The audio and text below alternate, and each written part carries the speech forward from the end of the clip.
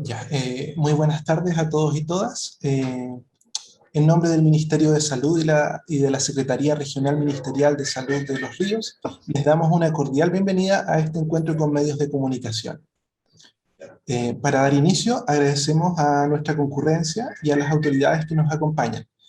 Seremi de Salud de Los Ríos, Dr. Keith Hood, y presidente regional del Colegio de Periodistas, don Juan Girlor. Saludamos muy especialmente a ustedes, las y los comunicadores, periodistas, directores de medios regionales.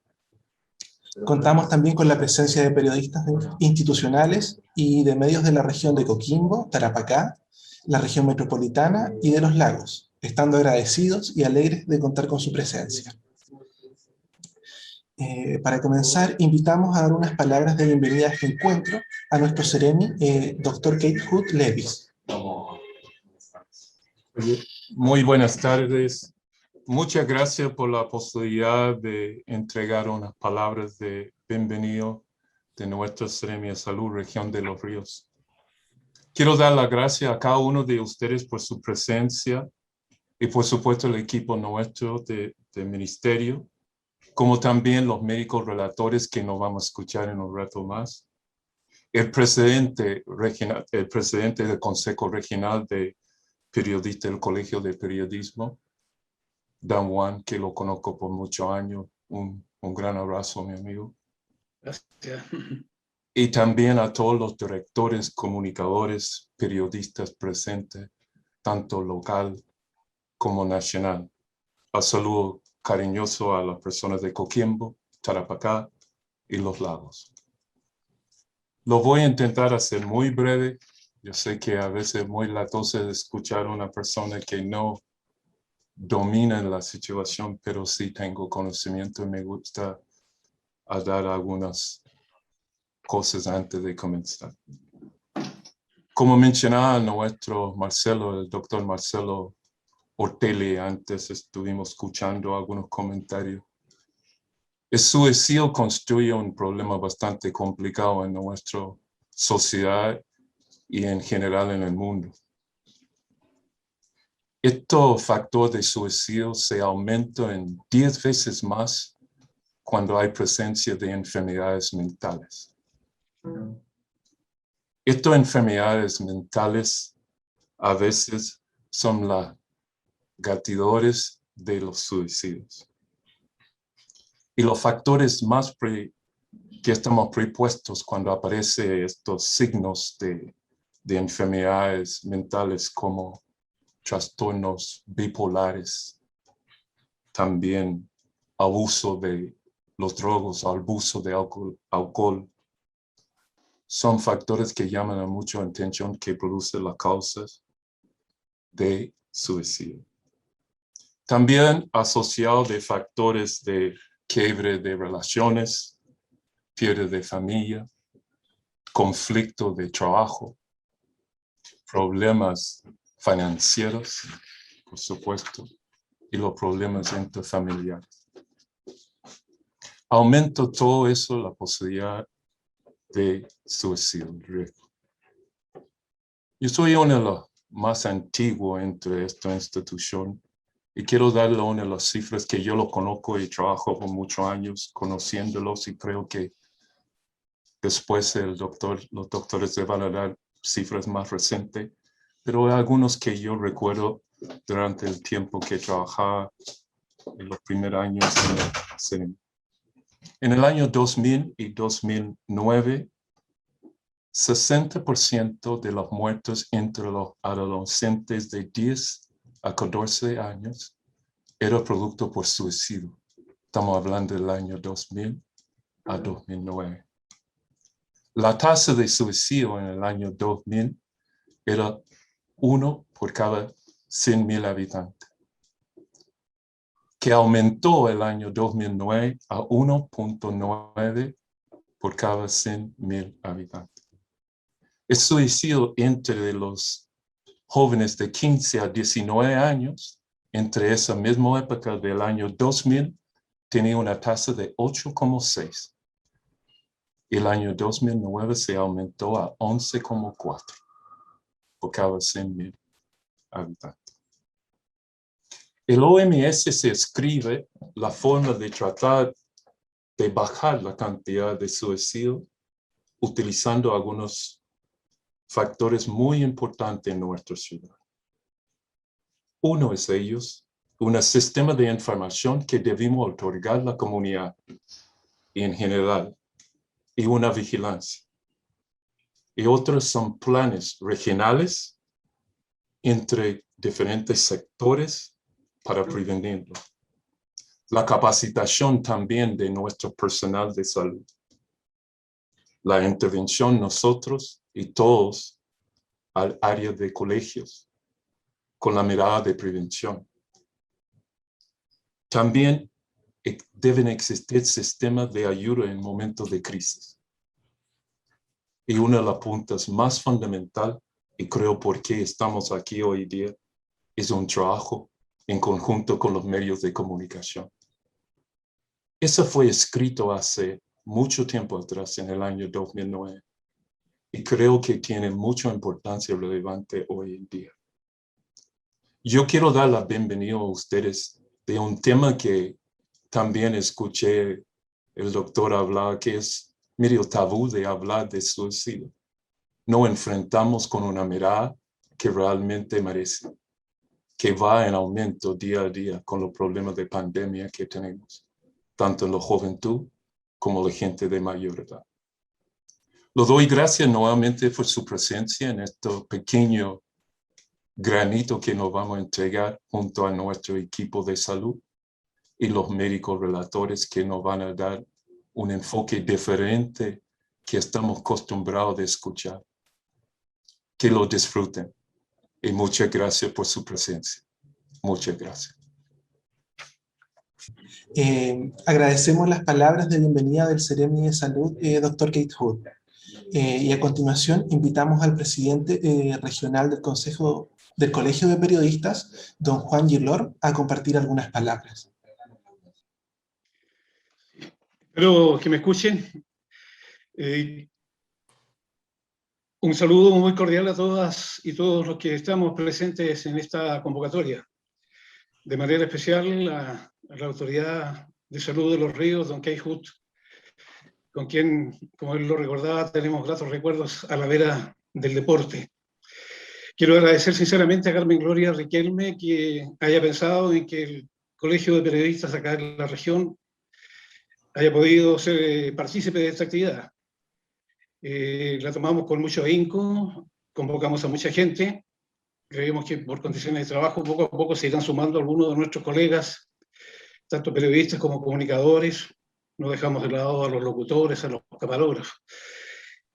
La nota introductoria que envió, entiendo, el equipo de comunicaciones de ustedes para motivar y para invitar, es muy certera cuando señala lo difícil, lo complicado que es para los medios, para los periodistas, para quienes están en terreno, especialmente cubriendo la noticia del primer momento, darle información relacionada con alguien que lamentablemente por razones diversas decidió quitarse la vida.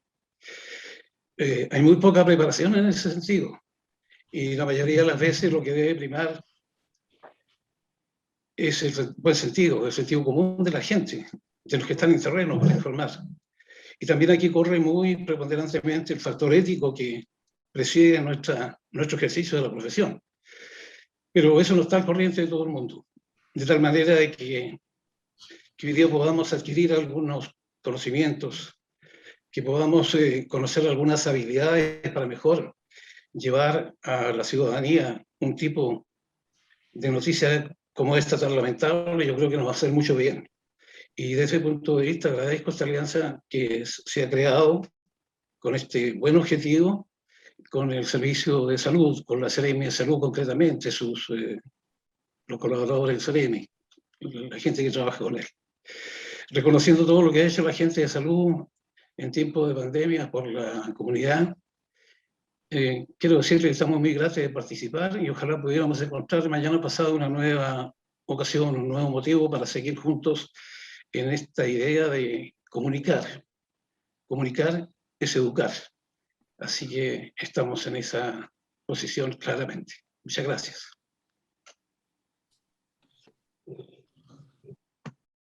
Agradecemos las palabras del presidente regional del Colegio de Periodistas, Juan Gilón. Para continuar, damos inicio a este encuentro con la intervención a cargo de Carmen Gloria Riquelme, nuestra encargada del programa de salud mental y adolescente de la Seremi de Salud de los Ríos y organizadora de esta iniciativa. Muchas gracias, David. Bueno, muchas gracias a todas, a todos por estar aquí presentes. Gracias, Seremi, por acompañarnos en esta actividad. Y solo agregar, ¿no es cierto?, a lo que todos ya han mencionado de alguna forma, que los periodistas, los comunicadores, ¿verdad?, los medios de comunicación en general, cumplen un rol fundamental cuando se abordan o se toman acciones en relación al tratamiento de la información, de abordar una noticia de suicidio, ¿ya? Toda vez que esta impacta de manera muy profunda en la familia, en los amigos, en el comportamiento de la comunidad en torno a este tipo de noticias. Y aquí, ¿no es cierto?, el rol que tienen los comunicadores y los medios de comunicación en general es súper relevante porque pueden ser un agente clave en promover factores protectores, ¿ya?, frente a la conducta suicida. Y de alguna forma esa es la idea de esta actividad, ¿ya? Hacer esta alianza con don Juan Gilón, con el Colegio Periodista, con los comunicadores, ¿verdad?, para tratar de cumplir esa meta, de promover que nuestros medios de comunicación sean un factor protector frente a la conducta suicida. Así que no me queda más que agradecer la participación de todos ustedes y por supuesto agradecerle a Eduardo, a Marcelo, que sin ellos aquí, ¿no es cierto?, esta actividad no sería posible. Así que muchas gracias y bienvenidos todas y todos.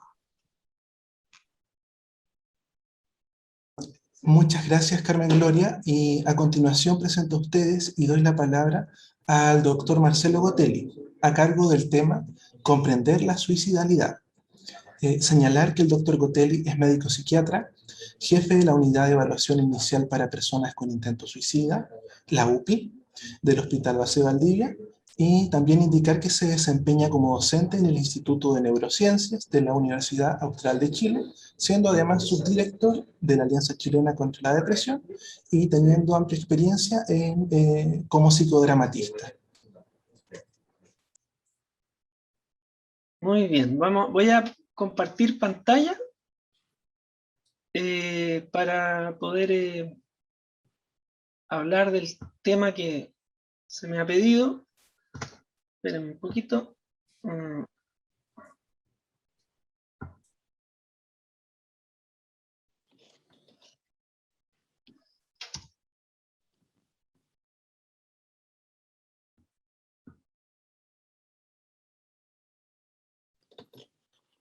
Me tienen que aceptar, dice.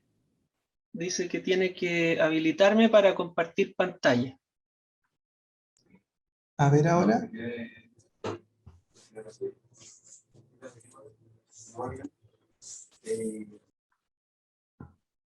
¿Ahí? ¿Ahí sí? Ahí sí. Ya. Entonces, bueno, la verdad que preparé esta presentación como desde una lógica de comprensión, ¿ya? Porque estamos acostumbrados como a recibir información y una especie de manual de instrucciones, cómo proceder, y no es la idea de esta presentación, del encuentro de hoy, sino más bien, porque el decálogo de cómo proceder lo pueden encontrar ustedes en la OMS, por ejemplo, y en la OMS dice, bueno, cómo comunicar en torno al suicidio, qué es lo que hacer. Lo que yo pretendo en estos 30 minutos que se me ha otorgado, y que agradezco, y aprovecho de también saludarlos a todos, ya lo hicimos en el inicio, pero ahora formalmente agradezco la invitación, Carmen Gloria, agradezco la presencia de el Seremi, ¿cierto? Hola, Kate. Y agradezco la presencia de Juan Gilón, que representa también al grupo de periodistas, y a todos los demás que hoy día nos acompañan desde las distintas Seremis y quienes quieran estar al tanto de esta temática. Lo que yo pretendo hoy día es generar comprensión, porque desde la conciencia surge la responsabilidad, y no al revés, ¿ya? Entonces, pretendiendo generar conciencia de qué es lo que es la suicidalidad, de qué pasa en torno al suicidio, si todos miramos juntos este fenómeno, se nos hace un poquito más llevadero que mirarlo cada uno por sí solo, porque es un tema muy áspero, muy difícil, incluso la palabra ya como que genera cierta... ustedes, bueno, es muy difícil que alguien no haya estado vinculado de algún modo a la experiencia del suicidio, ya sea de un familiar, de un cercano, de un pariente más lejano, de un amigo, de alguien de la comunidad, de un vecino, una vecina, de alguien de algún colegio, algún compañero de trabajo. Esto es algo frecuente. Y en ese sentido, es muy difícil que alguien no haya tenido una experiencia en zona en relación al suicidio. Desde ahí quiero comenzar con esta imagen, ¿ya? Que todos la puedan mirar y que puedan espontáneamente ir comunicando, ¿ya? ¿Qué ven ahí? Porque las imágenes dicen mucho. ¿Qué ven ustedes en esta imagen? Por favor, palabras, conceptos, ideas que puedan surgir. Lo primero que les venga. Oscuridad. Oscuridad. Una persona abatida. Persona. Depresión. Depresión. La intención. Intención. Ok. Soledad. Soledad, ¿cierto? Sí. ¿Qué más ven en la imagen? ¿Qué les pasa cuando la ven? Búsqueda de una salida. Búsqueda una salida, ¿ya? Ok. Una persona sola. Desesperanza. Desesperanza. Si se fijan, está como, es una persona que está como mirando hacia la ventana, pero no está mirando hacia la ventana, ¿cierto? Incluso está mirando como entre la ventana y está mirando un soquete que no tiene ni siquiera ampolleta. ¿Se fijan? Pero de alguna manera está dirigido hacia alguna parte o semidirigido, ¿cierto? Hay una intención, entonces hay una cierta esperanza, pero hay soledad, ¿cierto? Hay oscuridad, hay desolación más que soledad, ¿cierto? Es como una soledad más profunda. Incluso en la ventana hay unas telarañas, así como que la luz entra, pero entra tenuemente, no entra tanto, ¿cierto? Un poco de abandono, ¿no? Abandono. Abatido, dijeron por ahí también. Se fijan los hombros como están como caídos. Y la mirada no está hacia el frente, sino que está un poco como caída, ¿cierto? Abatida. Es como, incluso como que estando solo uno puede estar acompañándose de algún modo. Aquí vemos a la persona que está sola, pero también se deja sola. Es como que se deja, como que no se acompaña tampoco en esta soledad. ¿Qué más ven?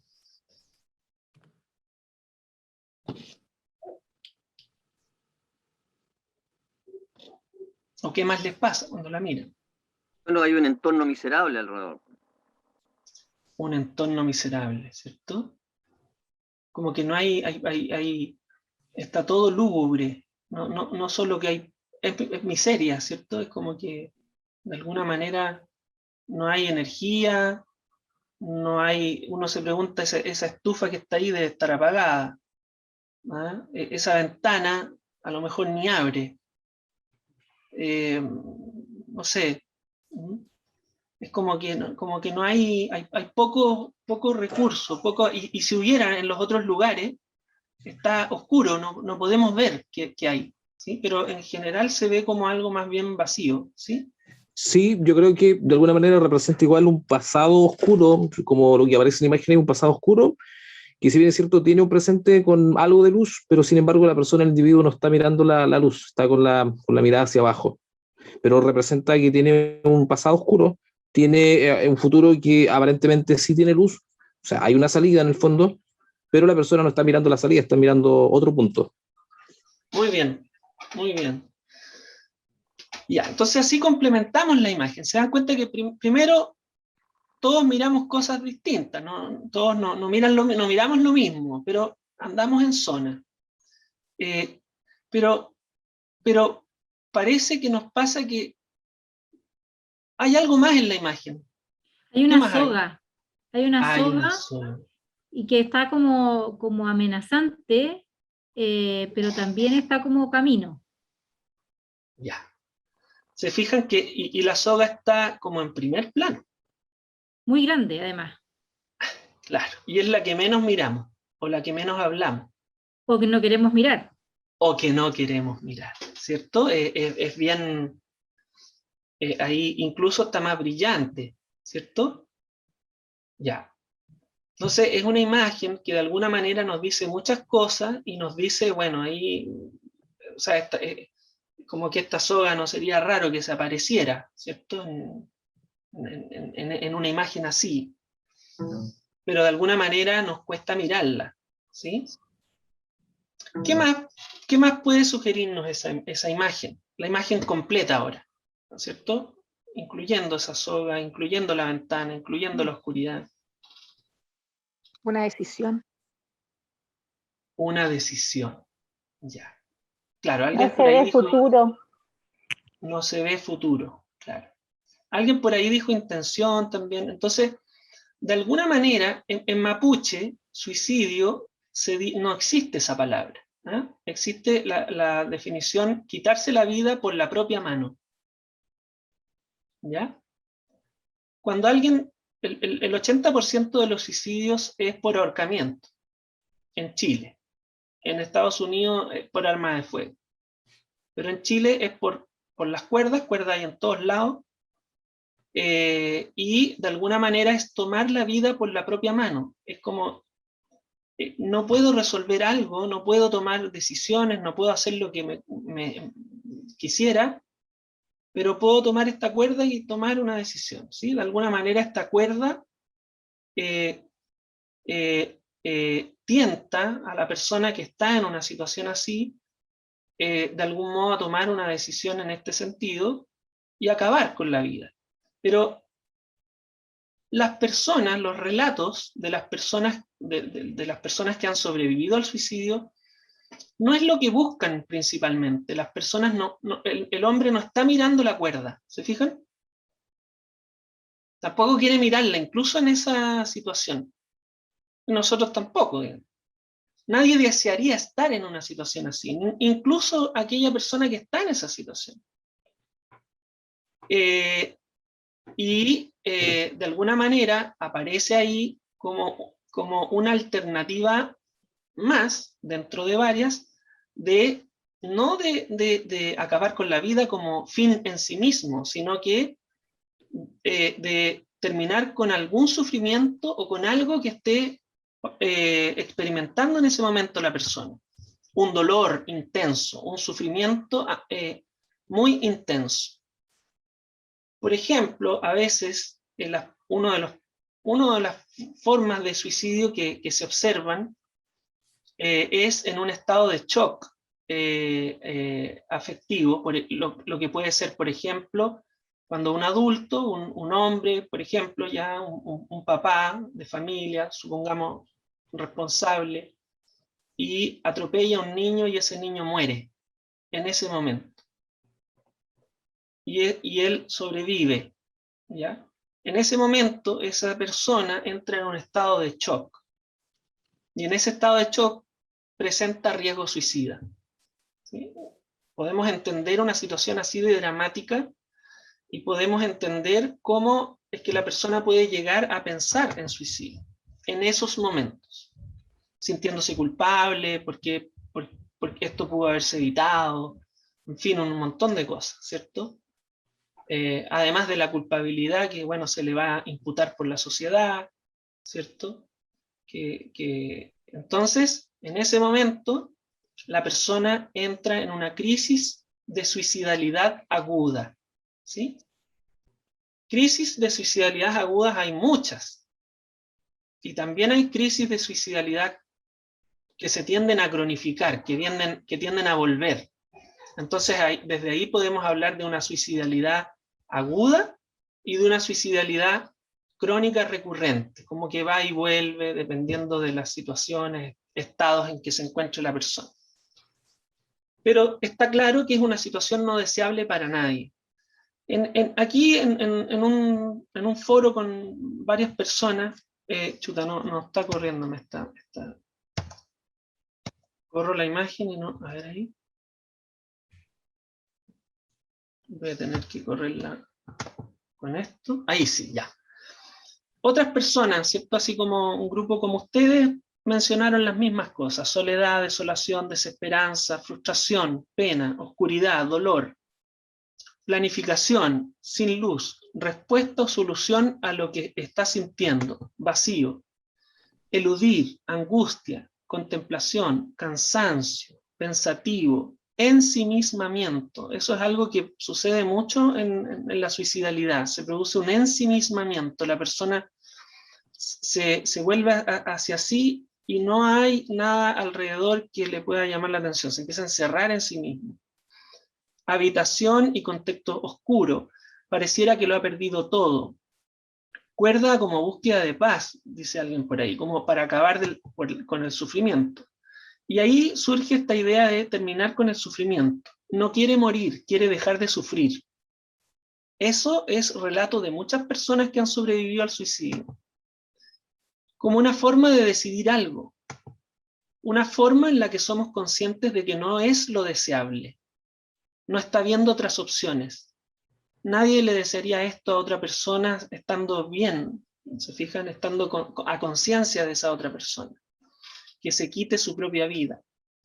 En este sentido se diferencia de lo que es la eutanasia o lo que se está legislando ahora, ¿cierto? ¿No?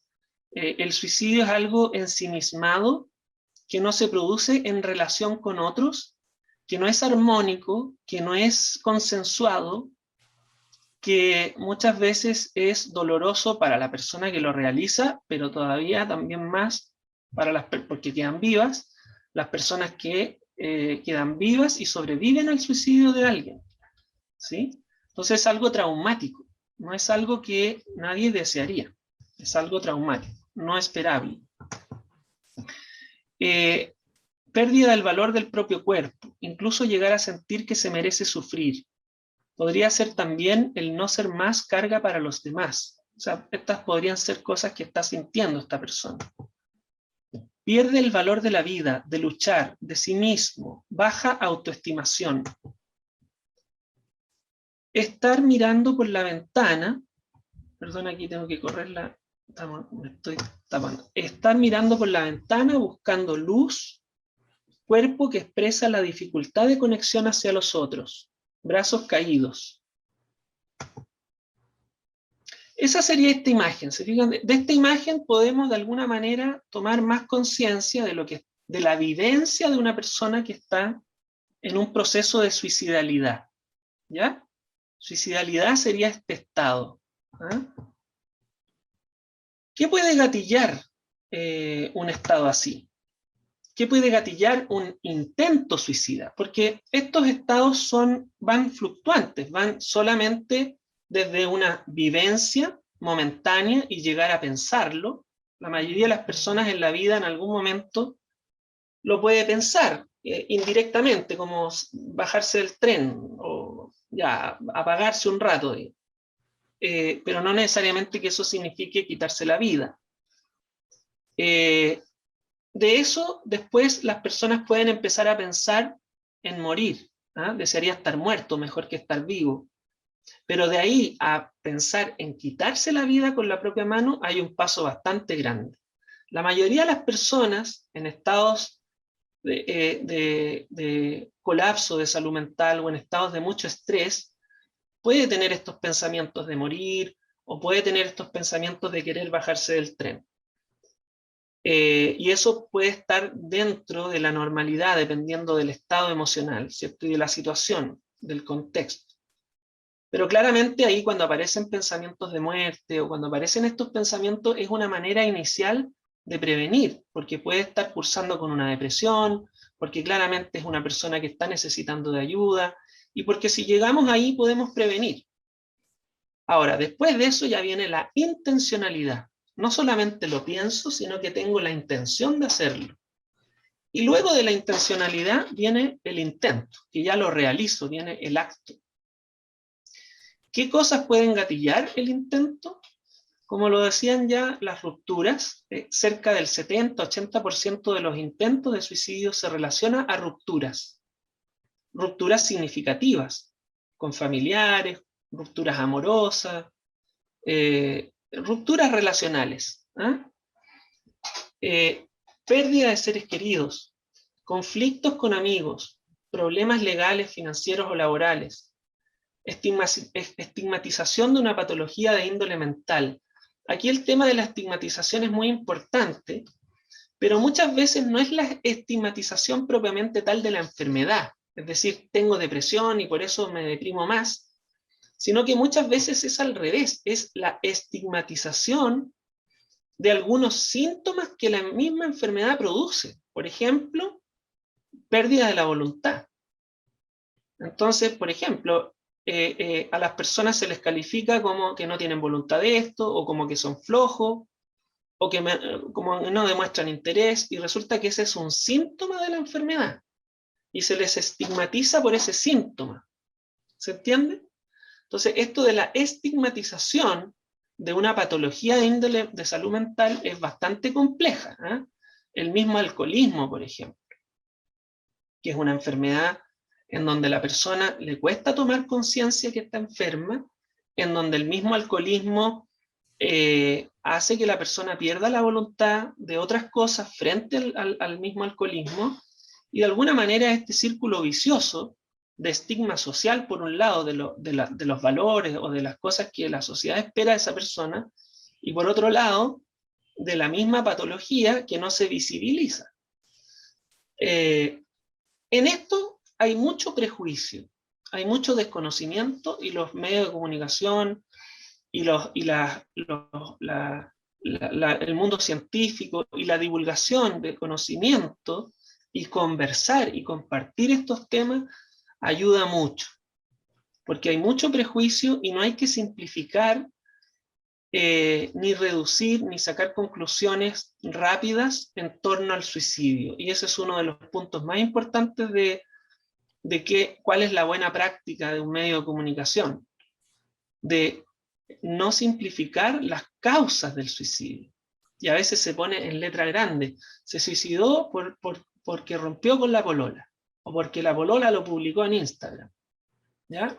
En fin, una serie de reducciones que pueden llevar a malos entendidos del fenómeno, de por qué realmente se suicidó. En este sentido, muchas veces a lo que se llega en primera línea como una noticia real, pero no completa, es al gatillante. El gatillante sí pudo haber sido que la polola lo pateó, o que él pateó a la polola, en fin. No quiero caer en temas de género, cuidado con los prejuicios. Y en ese sentido, entonces, hay un gatillante, claro, pero no es la causa. Montones de personas tienen rupturas relacionales, montones de personas tienen conflictos con los amigos, montones de personas tienen problemas financieros, montones de personas son estigmatizadas de algún otro modo, pero no todos intentan suicidio, no todos se suicidan. Entonces no hay que caer en el reduccionismo, hay que entender la suicidalidad entonces como un fenómeno multifactorial. Y como multifactorial entonces tiene múltiples, no causas, sino que factores asociados, ¿sí? ¿Qué dice la evidencia científica, por otra parte?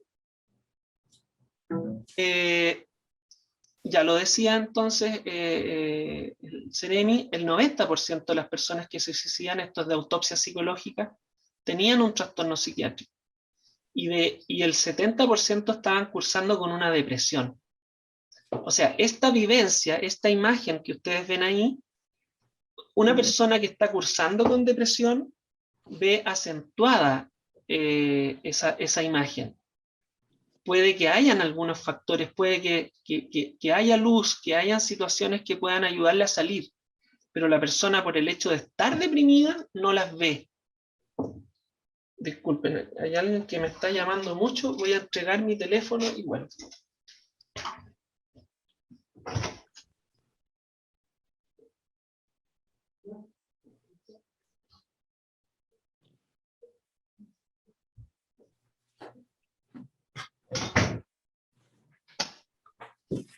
Ya, pedí socorro teléfono.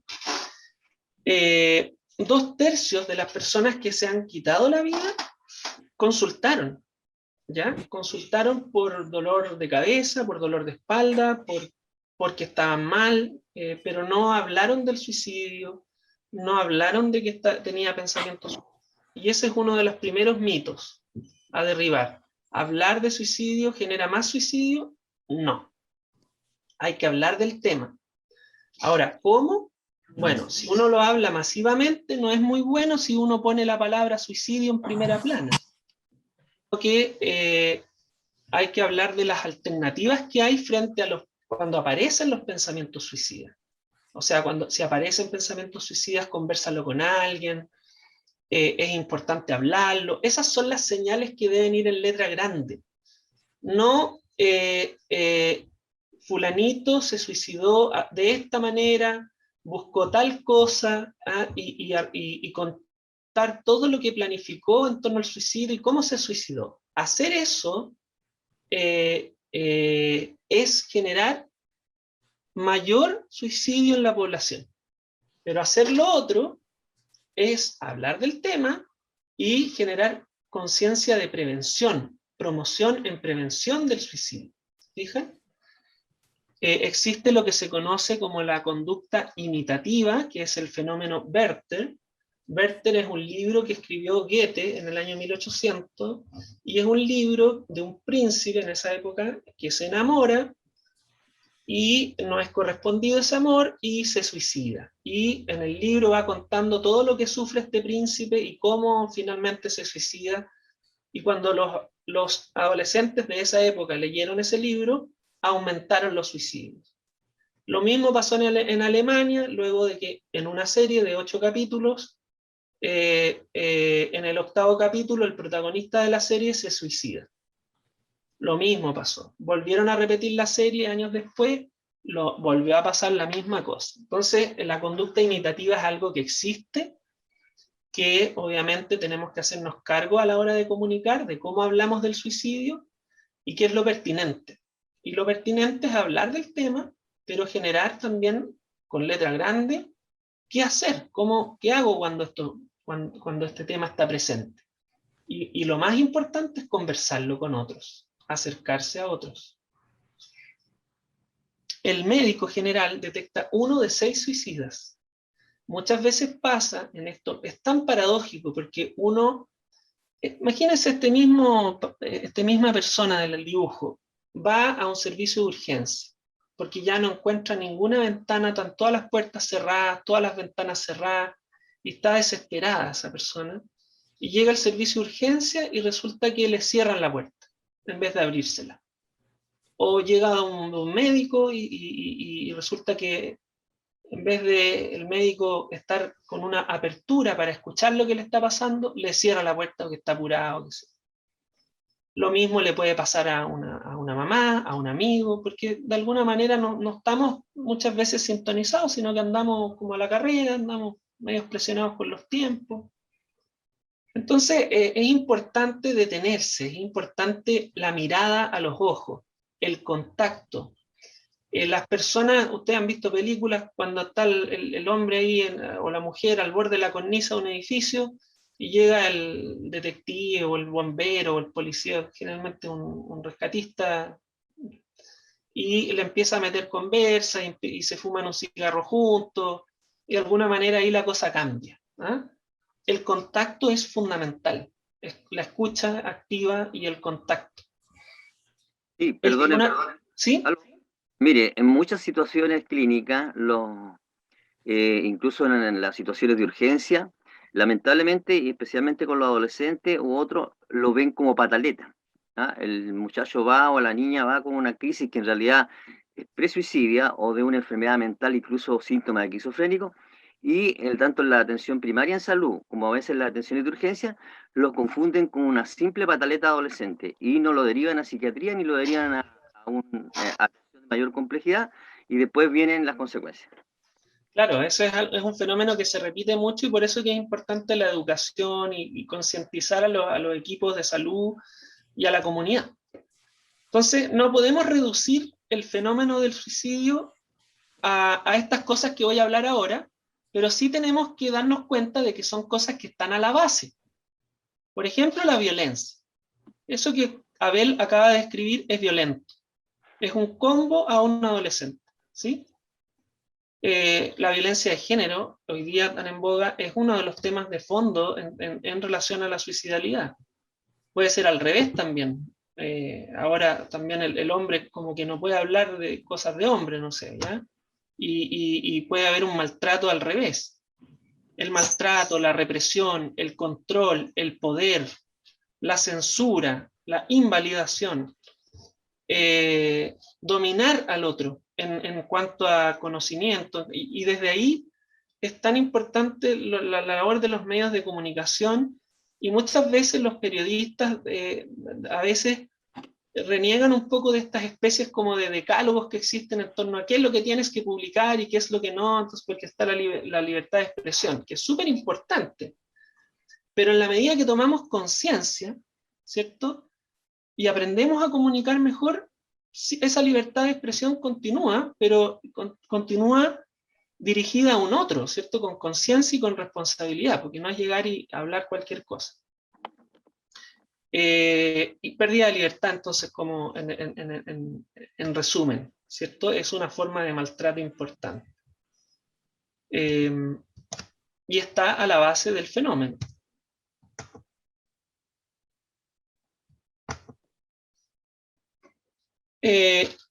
Injusticia, desigualdad, distancia, incertidumbre, ansiedad, violencia, sugestión, son cosas que evocan estas imágenes y que de algún modo, obviamente, puede favorecer y predisponer situaciones de crisis, entre ellas una crisis suicida. Pero muchas personas estaban en estos contextos y el suicidio no aumentó. ¿Se fijan? Entonces tampoco una manera que sí tiene que ver mucho, obviamente, si yo estoy más distanciado, si yo he vivido más violencia, si estoy en una situación de desigualdad, injusticia, obviamente esos son factores de estrés importantes que pueden favorecer la conducta suicida. Pero por otro lado, también aquí vemos a estos dos jóvenes que están juntos por una causa, los unen, conversan, luchan por algo, pueden relacionarse, entonces hay de alguna manera también factores protectores en esto. ¿Ya? Para que veamos el fenómeno de manera más amplia y no se reduzca en el coronavirus, por ejemplo, que podemos decir, el coronavirus nos tiene encerrados en las casas, estamos comunicándonos menos, pero aquí estamos con Coquimbo, estamos con Atacama, esta enfermera, a pesar de que no puede hablar, que apenas se le ven los ojos, también se las ingenió de cómo comunicar. A lo mejor antes no se comunicaba tanto con sus pacientes y ahora le surge un espíritu de comunicarse de mejor manera. Entonces también estos fenómenos de crisis no es igual a suicidalidad aumentada. Ojo con eso. Pero sí nos muestran los aspectos más relevantes del fenómeno. O sea, sí nos muestran que es muy importante el contacto con otros, la adecuada comunicación, el encuentro humano, las actividades de esparcimiento, que no es trabajo todo el día, ¿cierto? Entonces, de alguna manera, estas situaciones de crisis también nos muestran los factores protectores, ¿cierto? Y los factores protectores están en todas las personas, no solamente en los equipos de salud o en el médico de la urgencia, que muchas veces está reventado porque ha hecho turno lunes, jueves y domingo y, bueno, y le ha quedado poco tiempo, tampoco se ha cuidado mucho él mismo, entonces bueno, a la hora de cuidar a otros de repente no anda bien. ¿ah? Y no es raro que uno se encuentre con esas situaciones descritas por Abel, y obviamente es algo que tiene que ir cambiando.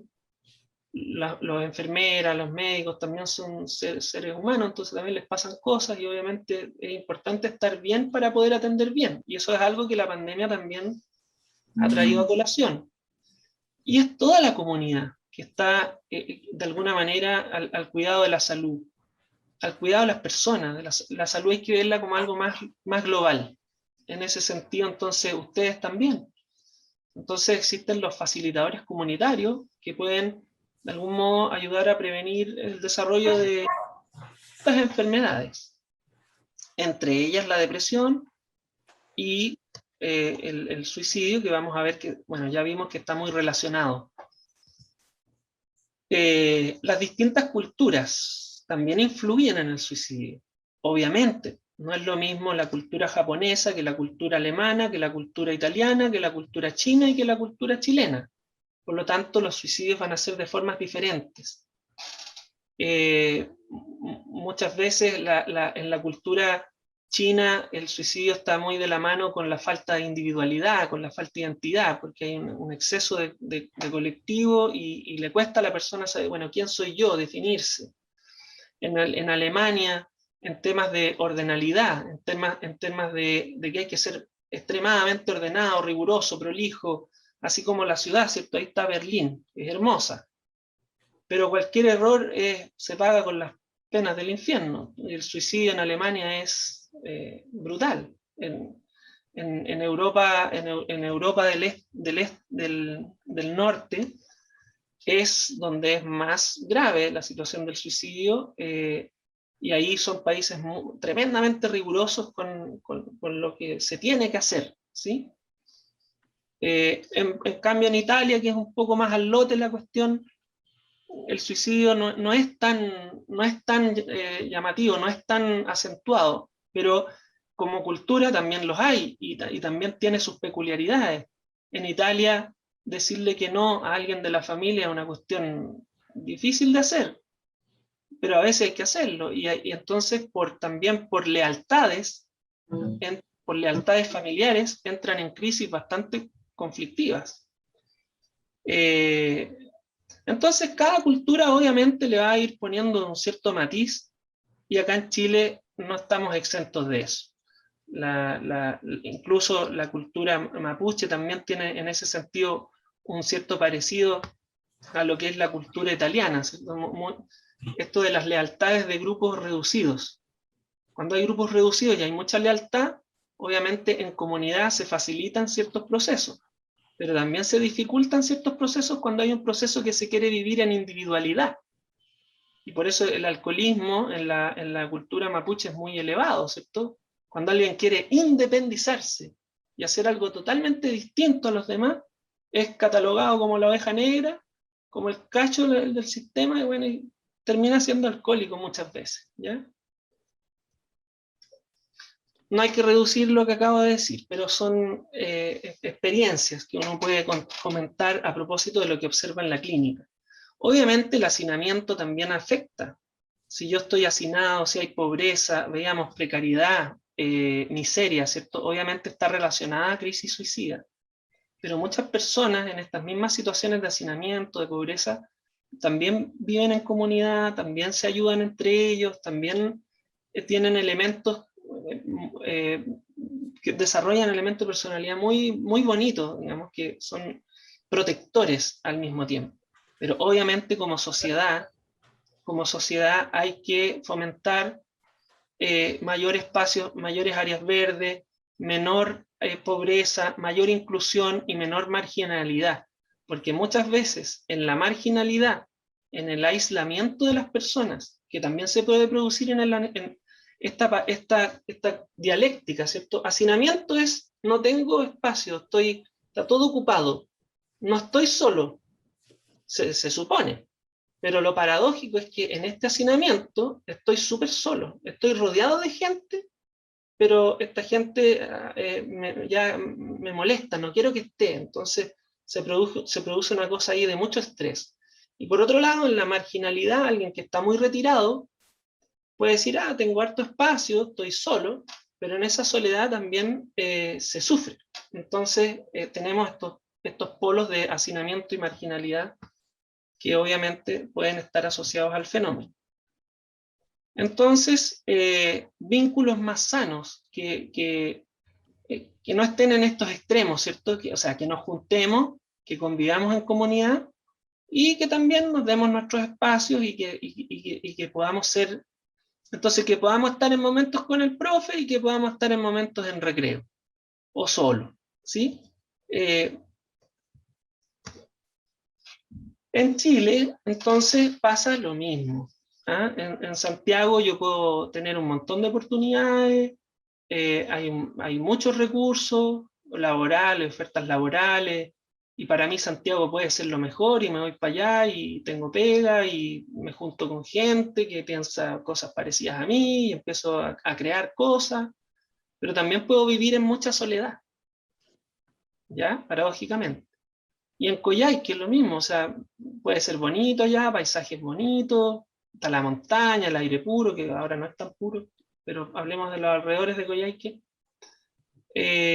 pero puedo estar demasiado solo, ¿ya? Puedo terminar demasiado solo. O acá en Valdivia, que es una ciudad maravillosa, hermosa, cuando sale el sol, pero cuando llueve y está oscuro, y están todos encerrados en sus casas, y estoy solo, estoy pasándola mal, ojo. Y también en estos hacinamientos,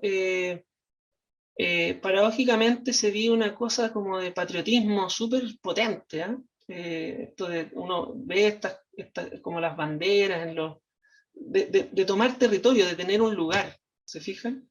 Entonces, un lugar digno, un espacio digno, obviamente esas cosas influyen desde la cultura, influyen en las personas, entonces los ambientes sí pueden ser factores que vayan determinando en cierta medida la suicidalidad, pero no son determinantes exclusivos, sino que las personas van haciendo algo en esos contextos que pueden ir cambiando ciertas cosas y generando o no una situación de suicidio. Entonces la significación personal es mucho más potente que una generalización. Un ejemplo súper concreto, por ejemplo, supongamos a mí Valdivia me encanta, qué sé yo, pero yo sufrí una situación de abuso en un lugar emblemático de Valdivia, supongamos. Y cada vez que paso por ahí, sufro. Entonces lo único que quiero es irme para Santiago. Y me encanta Santiago. Y capaz que otro me diga, pero qué brutalidad, si en Santiago no se puede ni vivir. Está lleno de smog. ¿Ah? Entonces, ojo con la generalización. ¿Ya? Rompamos paradigmas en ese sentido, rompamos prejuicios. Estos son mensajes de esperanza que están vinculados a la prevención. Hay relación con los excesos, hay relación con esta modernidad exitista. El deber ser y la depresión está muy relacionada al suicidio desde tiempos muy antiguos. Las personas que son muy asiduas al deber ser, tengo que ser de determinada manera, que son muy comprometidas, que son muy responsables, les cuesta decir que no de repente, les cuesta simplemente ser, o tener espacios de ocio, o por último tener espacios de no hacer nada, que son tan importantes, simplemente ser. En ese sentido, muchas veces en siempre estar haciendo, y haciendo de manera exitosa, pueden caer en estados de cansancio, con más predisposición que otras personas, y en esos estados de cansancio ya no pueden cumplir como siempre lo han hecho, y pueden entrar en círculos viciosos de frustración. Es que ya no estoy cumpliendo como antes, y ahí esa es una génesis de la depresión. ¿Ya? Entonces, el exitismo y los excesos en general en cualquier cosa, incluso en algo tan bueno como cumplir, ¿cierto? Por eso lo pongo de ejemplo, en algo tan bueno como ser responsable, en exceso también hace mal. O sea, todos los excesos hacen mal. Hoy día, en esto, por ejemplo, de tenerle a los niños todas las cosas que ellos quieran, ahí tenemos los dos niños llenos de cosas, pero miren los papás ahí están reventados. La depresión no es lo mismo que tristeza, ojo con eso. En la depresión la persona siente que todo le pesa, que todo le cuesta, y la mirada es muy desde abajo, muy desde el suelo, no está de pie mirando lo que le pasa, se siente muy sola, no puede compartir tampoco su tristeza. Cuando uno está triste, por último la puede compartir, el otro la puede entender. Acá la persona se cierra, no la comparte, se queda atrapada en una tristeza distinta, no es lo mismo. Y tiene una base neurobiológica diferente. Podemos también comprenderla desde los factores protectores y factores como pueden ser, por ejemplo, el deporte, que muchos hablaban y se conocieron en el deporte, que son lo mejor del deporte, bueno, es la competencia en el momento, el formar un equipo, pero no solo eso también, sino que lo que pasa después, o entre tiempo, ¿ah? La chimuchina entre tiempo, antes del partido, después del partido, y la vida misma es eso. La vida misma son entretiempos, son previos al partido, después del partido, pero a puro partido no podemos vivir. Y los partidos tienen 90 minutos, no duran más. De fútbol estoy hablando, de básquetbol tienen sus tiempos. Entonces, todo tiene límites, y en ese sentido también las cosas que son buenas. Por ejemplo, las actividades en colectivo, en esta otra imagen que están ahí agrupados, todos juntos por una causa, ¿cierto? Pero resulta que si en ese todos juntos por una causa, uno de los que está ahí empieza a discrepar y dice, bueno, esto me está haciendo mal, lo empiezan a marginar, no le respetan esa diferencia. Cuando la causa es muy potente, hablemos de causas religiosas, por ejemplo, donde el fanatismo es muy grande, entonces el que piensa distinto o el que está disintiendo no es tolerado simplemente, es marginado. Entonces algo tan protector como puede ser la religiosidad, a veces puede ser, por otra parte, muy dañino. La marihuana que está ahí, que hoy día está bien en boga, se ha minimizado su nivel de riesgo. La marihuana es muy riesgosa, hace muy mal en términos de salud mental, pero también representa el espacio de ocio, como de tomarse la vida más liviana, de reírse o de cualquier cosa. Entonces, bueno, lo que puede ser también una copa de alcohol, ¿sí? Entonces podría ser un factor protector en términos si yo lo voy a hacer como de recreo, ¿sí? Pero algunas cosas de recreo tienen esta peculiaridad adictiva, que son demasiado adictivas, valga la redundancia. Estimulan áreas cerebrales del placer con demasiada rapidez. Porque, por ejemplo, para hacerme adicto a algún deporte tengo que ser sacrificado, esforzarme, y después vienen los placeres, al rato después, no al tiro. En cambio, con la marihuana se fuma el pito y a los minutos ya está sintiendo el placer, o el copete, la misma historia.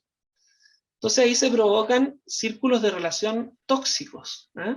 En donde en definitiva se empieza a buscar el placer como una búsqueda de la felicidad y se empiezan a olvidar las otras cosas de la vida, ¿eh? El propósito de la vida no es sentir placer, ¿eh? Incluso a veces ahora no digamos que estoy saltando en una pata de placer, pero estoy motivado aquí en esta presentación hablando de un tema relevante. Entonces eso para mí tiene sentido. A veces se pierde el sentido con las drogas. Entonces, que es una parte de la suicidalidad también. Lo mismo ocurre con la tecnología. Ahí tienen el celular. Hace poquito en esta reunión vi un dibujo que era una piscola, ¿ya? Una piscola, adentro de la piscola 3 hielos, y arriba de un hielo un adolescente con un celular en la mano, un adolescente chiquitito con un celular en la mano, así como... Y la frase arriba dice, tengo que dejar de tomar, puntito, puntito, puntito, el celular. ¿Ah? Entonces, también los celulares y la tecnología, que nos ayudan muchísimo y nos generan placer también, nos hacen distraernos, nos ayudan a obtener más conocimiento, nos ayudan a divulgar la información. Hoy día tenemos la comunidad mundial más participativa de todas las eras de la humanidad, porque cualquiera puede agarrar un teléfono y comunicarlo.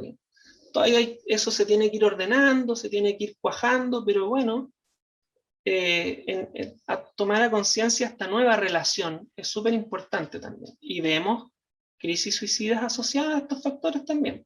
Jóvenes que no duermen o personas que trabajan hasta la hora del queso, conectadas a las pantallas también hacen mal en exceso, entonces hay una cierta limitación que tengo que aprender. Tengo que aprender a convivir con esta tecnología para que sea buena para uno y no me dañe, ¿sí?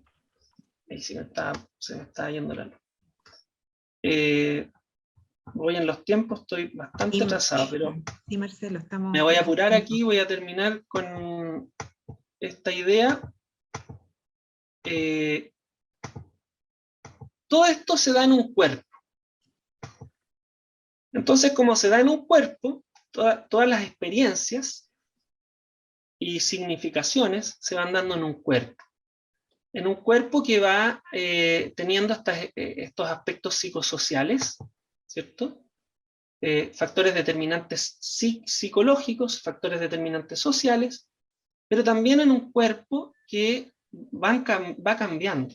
Entonces, cuando yo tengo experiencias negativas en la vida, a temprana edad, por ejemplo, mucho maltrato, eso también va a asociarse a factores genéticos, a cambios genéticos en mi persona. Y me voy a poner, no sé, mi persona va a ser más endurecida, por así decir. Va a tratar con mayor dureza las relaciones. Voy a aprender a ser así, frente a estos estreses psicosociales. Pero puedo venir con una vulnerabilidad de antes. Puede ser que mi familia antes también haya pasado por lo mismo, entonces ya venga como un cierto patrón relacional de años. Y bueno, yo lo incorporo nomás. Y esto tiene una repercusión en el estado corporal, en que frente a un estrés, mi cuerpo reacciona con mayor alarma. Entonces, frente al mismo estrés, las personas despiertan distintas alarmas de hormonas, de neurotransmisores, química, una química diferente también. Y en ese sentido, es que los fármacos tienen una utilidad. Para que esa química, los fármacos la pueden modificar y puede adecuarse un poco más a los distintos estresores. Además de, obviamente, la psicoterapia, que tiene que ver con comprender lo que me está pasando. ¿Y por qué la depresión la pongo aquí? Porque en la suicidalidad, la depresión es la que está más presente. En las crisis suicidas lo que ocurre es un fenómeno depresivo, una mirada depresiva de la vida, que se caracteriza por anedonia, que es la pérdida de capacidad de disfrutar las cosas, por una tristeza profunda, que es muy distinta a la tristeza normal, que es una tristeza que no puedo compartir, que no puedo comprender, que es una tristeza extraña, que no se me va, sino que es permanente y que dura más de 2 semanas, y no se va.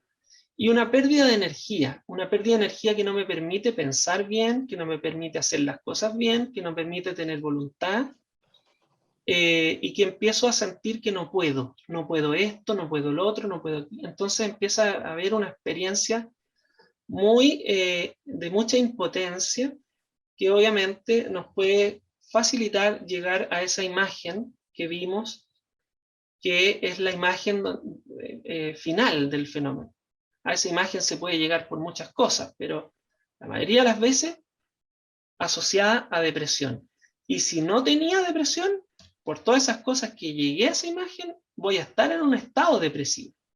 Voy a estar viendo las cosas de manera muy negativa. Porque el ambiente también probablemente también está muy deprimido, como decía ahí uno de los participantes. Entonces, quiero transmitirles la idea de que, en el fondo, tratemos de comunicar con una intención empática, no reducir, romper los paradigmas, no caer en los prejuicios, y generar invitaciones de acompañamiento, de hablar, de pedir ayuda, y obviamente desde ahí siempre poner en letra grande todas las formas en que uno puede ir a pedir ayuda. No solamente a las urgencias, porque esa va a uno cuando ya no se le ocurre nada, pero hay muchas instancias de la comunidad incluso donde uno puede ir juntándose con otros y pidiendo ayuda. Y obviamente la idea de que también sean siempre evaluados por un médico, porque la parte corporal es muy importante de ser evaluada, que me puede llevar a todas las otras cosas. Si yo no tengo energía, si mi cuerpo no está suficientemente bien, empieza una escalada de acontecimientos posteriores que van a ir sumando y pueden gatillar una crisis suicida. Eso quería comunicarles hoy día. Gracias por su escucha atenta y discúlpenme que me demoré bastante, pero tenía que comunicar. Ya, agradecemos al doctor Marcelo Gotelli y por su presentación. Muchas gracias. Luego de esta primera presentación, continuamos con el segundo tema de este encuentro, que va a estar a cargo del doctor Eduardo Araya Orellana. El doctor Orellana es médico psiquiatra infanto-juvenil, es referente del Departamento de Salud Mental del Servicio de Salud de Valdivia. Se desempeña en el área de psiquiatría infanto-juvenil del Centro de Salud Mental Comunitario Mulén, y además él es docente invitado a la especialidad de Medicina Familiar de la Universidad Austral de Chile. Les invito a continuación a escuchar su presentación en torno al tema de suicidalidad en la infancia y adolescencia. Muchas gracias, David, por la presentación. Me uno también al agradecimiento de esta actividad y del interés que hay en el abordaje de la conducta suicida, y así como lo señaló Marcelo, es muy relevante poner una mirada al por qué ocurren estas cosas. Y en lo que respecta a mi área, en la infancia y en la adolescencia, dejar claro que esta conducta también existe. Muchas veces uno piensa que la infancia está tan protegida, es un mundo tan mágico, un mundo de juego, y que no se producen patologías de salud mental, sobre todo del área afectiva. Quizás hasta incluso a veces yo he escuchado de colegas que dudan de la existencia de la depresión en los niños, por lo mismo. Y esto nos hace tener que tomar conciencia y como lo señalábamos cuando estábamos antes de iniciar, cómo estos Juegos Olímpicos también han ido repercutiendo en lo que es preocuparse de la salud mental del otro, de estar bien uno, antes de quedar bien. Y eso es bastante importante. En esta población que es la infante y la parte adolescente,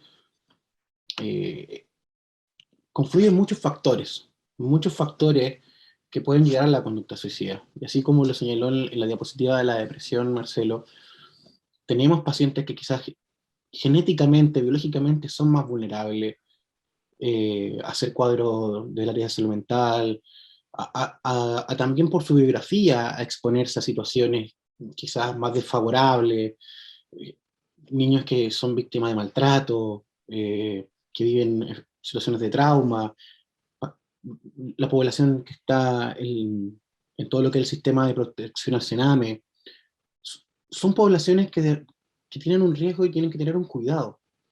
Y más allá de eso, una educación a nivel emocional.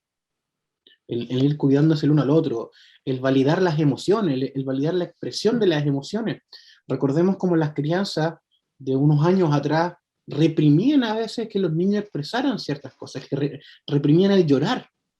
Y todavía se podemos escuchar en la calle una mamá que reta a su hijo porque llora, o porque tiene pena, porque tiene rabia. Y a veces uno tiene que educar a la mamá o al papá, señalándole, cuando tú quieras mejorar una conducta o cambiar una conducta que tu hijo no hace bien, enfócate en la conducta, no en lo que siente. Si tú le dices, no te enojes, te está diciendo que no sienta. No llores, te está diciendo también que no sienta. Y es muy importante el validar la emoción, validar quiénes somos. Ahora, a nivel ya de los prepúberes, el concepto de muerte es un concepto bastante distinto al del adulto. En lo que es el desarrollo del concepto de muerte, pasamos en los primeros años por considerar o imaginar la muerte como un proceso en que incluya a la gente mayor, o que se relaciona incluso con momentos que no son definitivos, Los niños con los dibujos animados ven cómo sus protagonistas muchas veces sufren accidentes, están en situaciones que pueden ser vistas desde la realidad como mortales, pero en el próximo capítulo o más adelante en el mismo capítulo están vivos, no les pasó nada, y empiezan a considerar que la imaginación como un factor protector. Y el considerar el quitarse la vida, a veces también en niños muy pequeños, es riesgoso porque ellos pueden exponer a alguna situación que puede ser letal, pero pensando que esa situación va a ser momentánea, no que va a ser una situación definitiva. Y la población quizás más riesgosa es aquella que se expone a dinámicas familiares más inadecuadas o a sistemas de crianza más asociados al maltrato, como dije recién, a la violencia. Y desde aquí estos niños que empiezan a desarrollar cuadros o depresivos o afectivos, que de alguna forma ven como su ambiente que está diseñado para ser un ambiente de protección, de seguridad, de estructura, de orden, el que me dice, mira, así es el mundo. Si vemos que mi mundo se empieza a desarmar y me da inseguridad, pueden aparecer pensamientos de suicidio. ¿Cuáles quizás son los factores protectores en esta etapa? En esta etapa, los niños quizás están menos expuestos a situaciones como, por ejemplo, el consumo de droga, los conflictos de pareja, hay menos prevalencia, menos cantidad de cuadros depresivos, que quizás protege que la estadística no sea tan alta. Pero aún así es importante considerarlo. Y surge también otro grupo dentro de los cuadros de salud mental que hay que tener en consideración, que son los pacientes impulsivos, los pacientes con trastornos de conducta, los pacientes que a veces dejan escapar su agresividad, su irritabilidad, en un contexto de desolación, de desesperanza, en una idea de morir. Entonces, es importante que ellos aprendan también a valorar la vida de un punto de vista afectivo, de un punto de vista protector. Y las señales que vamos enviando hoy en día de mayor cuidado a eso es un ambiente protector. Ya subiendo un poquito en los años, ya acercándonos un poquito a la adolescencia, como dice aquí la diapositiva de los 9 años, uno empieza a entender lo que es la muerte. ¿Y qué significa el entender lo que es la muerte? Como ya dijimos, algo definitivo, me voy a morir, pero también algo universal, en que todos podemos morir. Y eso también es un quiebre para los niños, entender que la muerte ya no es algo que le pasa generalmente a los mayores, que la muerte también puede afectar a los niños, y que la muerte es un proceso definitivo en que cesa la vida, y que también se aleja de esta fábula de el personaje que imaginamos que es la muerte. El niño todavía puede imaginar la muerte casi como este personaje caricaturesco de la guadaña con este manto y la calavera que viene a representar la muerte y a llevarse a la gente. A medida que nos vamos alejando de esto, nos acercamos al concepto ya definitivo, y a los 12 años ya incluso uno debería hablar de que el niño comprende completamente los procesos de muerte. Y pasando a esta etapa, que es la adolescencia, ya nos encontramos con la población que es de mayor riesgo, porque la estadística aumenta en esta etapa.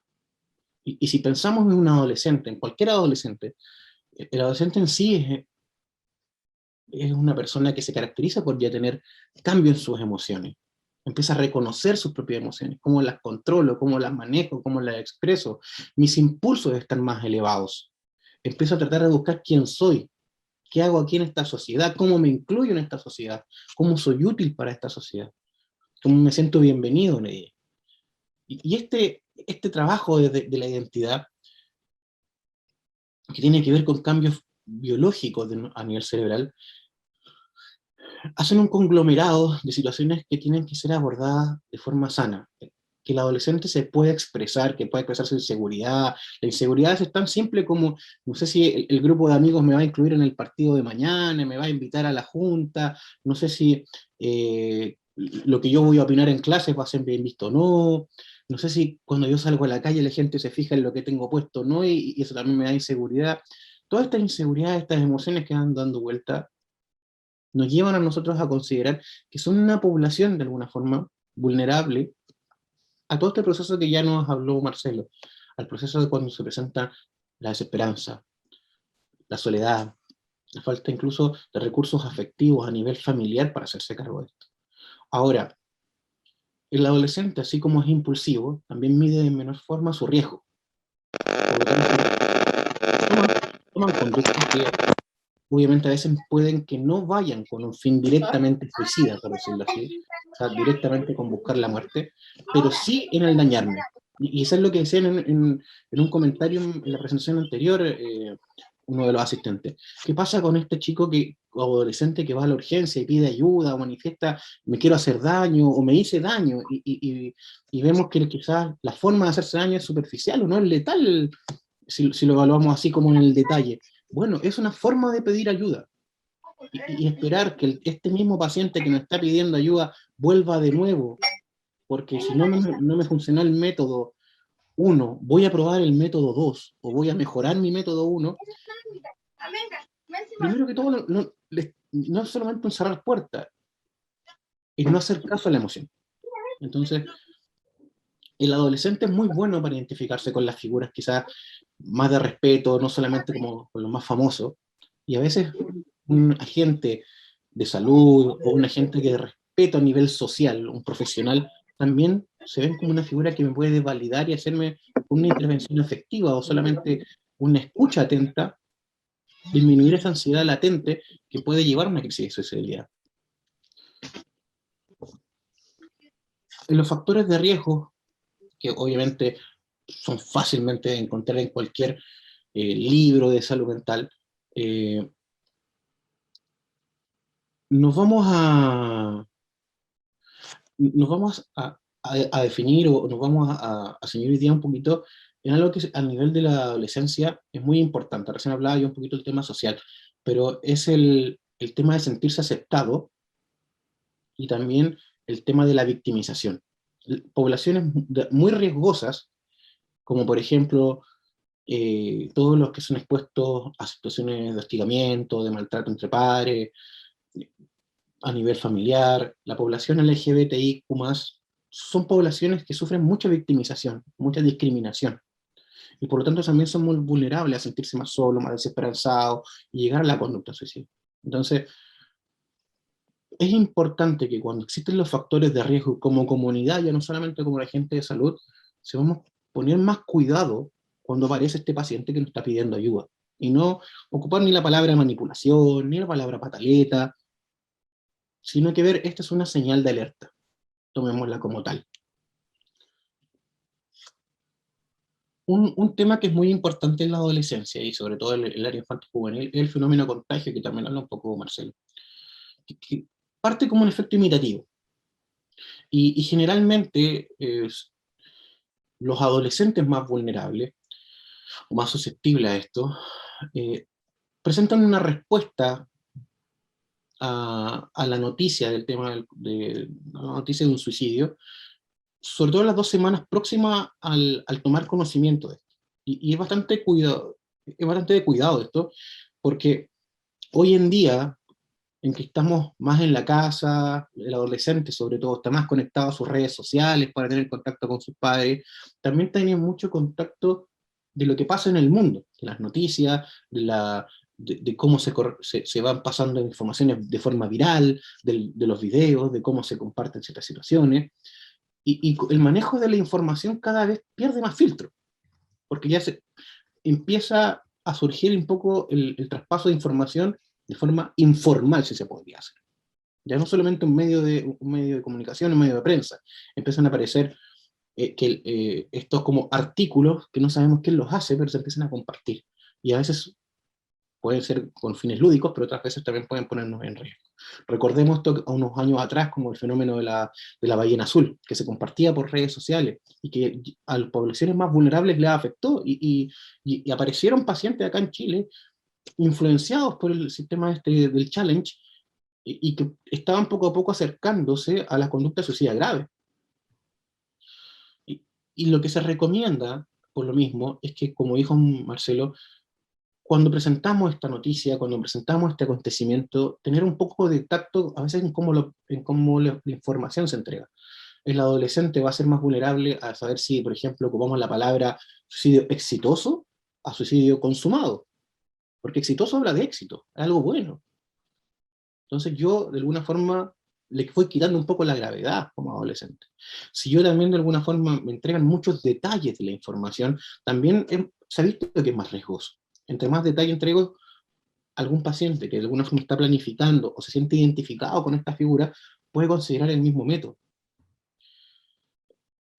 Y todos estos pacientes, como vimos en la primera diapositiva, todas estas personas, más que pacientes, no llegaron a la conducta suicida, como vimos, de un día para otro, de un segundo a otro. Hubieron muchos factores sociales, personales, del área de salud, que llevaron a que apareciera el tema de la suicidalidad. Por lo tanto, nunca hay que quizás reforzar esto de, nunca supimos qué pasó. Era una persona que estaba tan feliz y ahora pasó esto. Y también evitar el relacionar con el evento, con situaciones que le tocaron vivir a la persona. Porque también es más fácil que el paciente vulnerable se identifique. Si yo digo esta persona se suicidó o hizo una conducta suicida porque sufría bullying, todos aquellos pacientes vulnerables que sufren bullying empiezan a pensar o a considerar esta alternativa, de mayor o de menor forma. Si yo digo también, así como explicaban un poco con el fenómeno de Werther, que el protagonista se quita la vida porque tiene un amor no correspondido, yo si no tengo un amor correspondido, que es una situación súper común en la adolescencia, también lo puedo considerar como una forma. Entre más instrumental, entre más sentido tienes al hacerme daño, hacer una conducta de hacerme daño, más fácil se puede repetir. Recordemos también unos años atrás, se sabe en las noticias que Justin Bieber está consumiendo marihuana. Y una fanática hace una foto de una autoagresión, se hace un corte en el antebrazo, y sube la foto a redes sociales señalando que es una forma de que su cantante favorito deje de hacer esta conducta. Esto no derivó en que Justin Bieber dejó de consumir o se supe que dejó de consumir, pero ¿en qué derivó? En que muchas fanáticas del más vulnerable empezaron a repetir la conducta. Y se viralizó esta conducta por un periodo de tiempo. El fenómeno de contagio, como lo señaló el Marcelo, sí, está basado sobre todo en las penas del joven Werther, que lo tenemos ahí sufriendo, y también para ver la potencia un poco de esto, porque es verdad, este libro incluso se prohibió en algunos países por la alza tan rápida de conducta suicida, pero también puede funcionar a favor. Y para eso tenemos a Papágeno ahí, que existe el efecto Papágeno, que es el efecto totalmente contrario al efecto Werther, que sale en la flauta mágica de Mozart. Papágeno estaba considerando la ideación suicida, y aparecen unos espíritus un poco infantiles, y le muestran que hay una alternativa, que hay una salida, que hay algo que se puede seguir adelante. Y Papágeno deja de lado la idea de quitarse la vida. Esto, de alguna forma, también, cuando empieza a presentarse, también tuvo un impacto al revés, a disminuir un poco las conductas suicidas de las zonas que se estaban presentando a esta hora. Entonces, así como tomamos resguardos para que no alimentemos esta idea, también los mismos resguardos pueden ayudar a disminuirla. Otro ejemplo de este efecto es el tema de lo que pasa con este libro, Final Exit, que es un libro que se publica en el año 90, en que es muy detallado en la forma de suicidarse con una bolsa plástica. Y posterior a su publicación en Nueva York se disparan los suicidios consumados. Y no solo eso, se disparan y muchos de ellos a través de la misma forma que se lo señalaba en el libro, por lo detallado que fue. Que también llevó obviamente a censurar este libro. O sea, es muy conocido el efecto de esta información, y cuando a veces se promueve, se informa de que algún actor, algún cantante llegó al suicidio, hay que tener también mucho cuidado de cómo lo presentamos, y que la información se va entregando en la población más vulnerable, que es el adolescente, el que lo va siguiendo. Se ha presentado como que él tenía alternativas, tenía otra posibilidad de haber actuado. Se podrían haber hecho otras muchas cosas. Una conducta que expone mucho a la población infanto-adolescente es el bullying. Hablamos mucho del bullying hoy en día, e incluso también se ha pensado que ahora en la pandemia, en las clases online, hay menos bullying. el fenómeno no ha variado con tanto cambio a la etapa prepandemia, pero sí es algo muy común, ¿ya? Y esto en tanto no solamente en población chilena, sino que a nivel mundial, o sea, por lo menos el 30% de los alumnos sufren algún tipo de bullying a nivel mundial. Y esto va afectando la estabilidad mental, va afectando la sensación de pertenecer a un grupo, va afectando mi seguridad. No siempre vamos a terminar en un cuadro, en un trastorno, si podríamos decirlo así, pero sí me va a alterar mi funcionamiento. Y esto es lo que relacionamos un poco con el concepto de los factores de riesgo, la victimización. Y ya viendo o relacionando con este concepto, el de victimización, el de sentirse víctima de algo, hace que el cyberbullying, que hoy en día es como una de las formas más comunes de hacer bullying hoy en día, aumenta el riesgo casi 2 veces de realizar un acto suicida. Y en el presente estudio, que más que ir a mirar los números, se logró evidenciar un poquito cómo el proceso de victimización se relacionaba directamente con un aumento del porcentaje o de conducta suicida. Lo que llamó también a tomar medidas en los colegios, donde de alguna forma surgía un poco el bullying. Y en las redes sociales es difícil un poco poder filtrar por la falta de control que existe en las redes sociales hoy en día, el tema del bullying y el de la conducta suicida. Pero funciona como un elemento que tiene tanto elementos protectores como elementos de riesgo. Y por eso es importante la forma como supervisamos los adultos. Hoy en día hay aplicaciones para papás en que saben qué aplicaciones pueden bajar nuestros hijos, en, en cuáles, por ejemplo, lo expone más a tener contacto con otras personas, sin estar quizás quitándole un poco el espacio de privacidad, sobre todo que el adolescente para él es algo muy importante, ¿ya? Con las redes sociales también puede ser, como le decía, un factor protector. Si en las redes sociales hay un fácil acceso a pedir ayuda, a grupos de WhatsApp, de apoyo de la persona con ideación suicida, de fácil acceso al teléfono también de pedir ayuda, también se da cuenta o se relaciona con quizás la capacidad de prevenir y de la conducta a tiempo, y que puedan consultar a nuestros pacientes.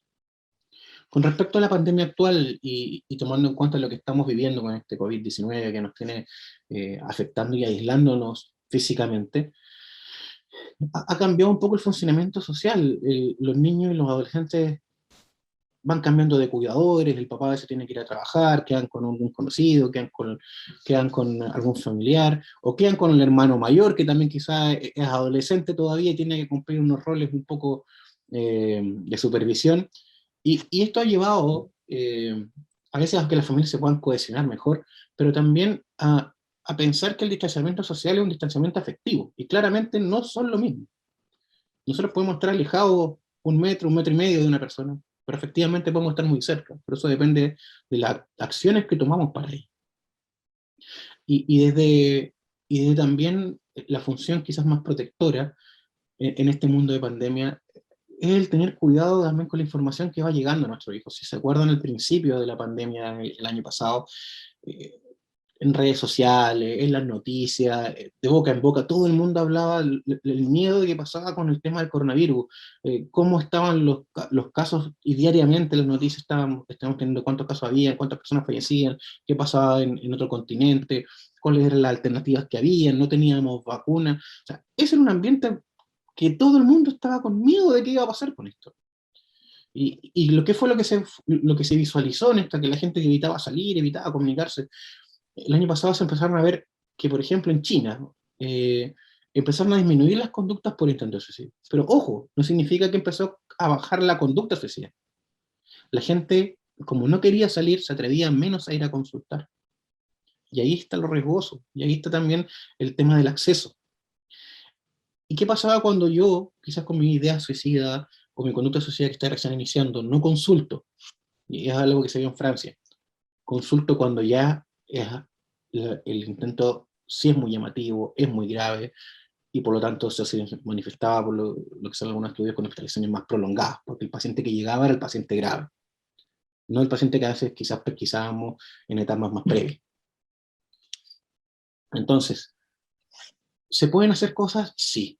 Y desde ahí van a ver algunas estrategias que yo les voy a ir señalando y que les voy a ir mostrando en la etapa adolescente que quizás han dado resultados. Y estos son previos a la pandemia, o sea, me refiero, son cosas que se pueden ir aplicando perfectamente hoy en día.